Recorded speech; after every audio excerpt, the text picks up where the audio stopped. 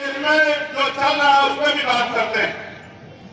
अभी देश में आपने देखा पैसे के आधार पर सत्ता और सत्ता के जरिए पैसा का कितना बड़ा खेल सुप्रीम कोर्ट ने उजागर किया कि इलेक्ट्रल बॉन्ड के जरिए हजारों करोड़ रुपए का जनता चंदा भारतीय जनता पार्टी ने ईडी लगवा के सीबीआई लगवा के तमाम कंपनियों से लेने का काम किया और उसी पैसे को चुनाव में खर्च करके सत्ता में आने का काम किया।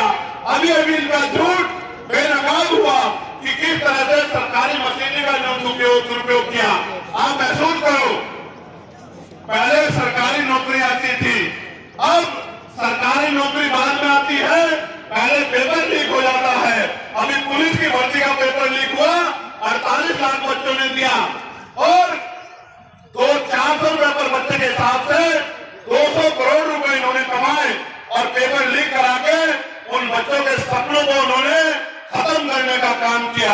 इसी तरह से 69,000 शिक्षक भर्ती में 20,000 पदों पे आरक्षण का घोटाला करके पिछली भारतीय जनता पार्टी की जो उत्तर प्रदेश की सरकार और उनके मंदिर ने किया।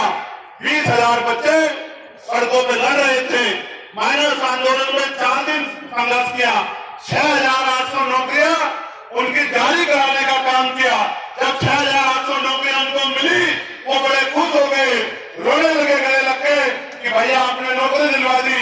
और जब उनके चेहरों पे खुशी आई तो सरकार को बर्दाश्त नहीं हुआ, कोर्ट से स्टे करवा के उनकी नौकरी छीनने का काम किया। मैं उन सबको भी कह रहा हूं, आपकी नौकरी आपको दिलाने का काम हम लोग करेंगे, आप चिंता मत करो। मैं आपसे ये बात इसलिए कह रहा हूं कि सत्ता में बहुत ताकत है। आप यहां से जाके पार्लियामेंट में नहीं बोल सकते हो। आपके द्वारा चुना हुआ नेता पार्लियामेंट में जाके बोलेगा। जब वो पार्लियामेंट में जाके बोलेगा, यहाँ की समस्याओं को बताएगा, तब वहां बैठी सरकार को ये समझ आएगा कि क्षेत्र में समस्या है, तब वो आपके लिए बजट अलॉट करेंगे, तब आपके क्षेत्रों में काम होगा। आपने कई लोगों को सांसद बनाया, क्या आपने कभी देखा कि उन्होंने पार्लियामेंट में जाके क्षेत्र की आवाज उठाई? ईमानदार से बताओ, कभी देखा?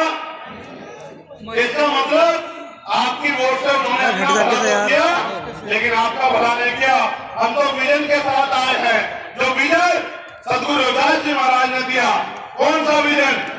कि ऐसा चाहूं राज में जहां मिले समन्वयन और छोटे बड़े सब संग से रविदास रहे प्रसन्न। कि राज ऐसा होना चाहिए जहां कोई छोटा बड़ा ना हो, जहां कोई ऊंच नीच ना हो, जहां कोई भेदभाव ना हो, जहां किसी बहन बेटी का अपमान ना हो, किसी को खाने के लिए अन्न की दिक्कत ना हो, सर ढकने के लिए कपड़े की दिक्कत ना हो, सर ढकने के लिए छत की दिक्कत ना हो, पीने के लिए साफ पानी की दिक्कत ना हो, किसी बहन बेटी का अपमान ना हो, किसी की हत्या ना हो, सब लोग खुशहाल हो।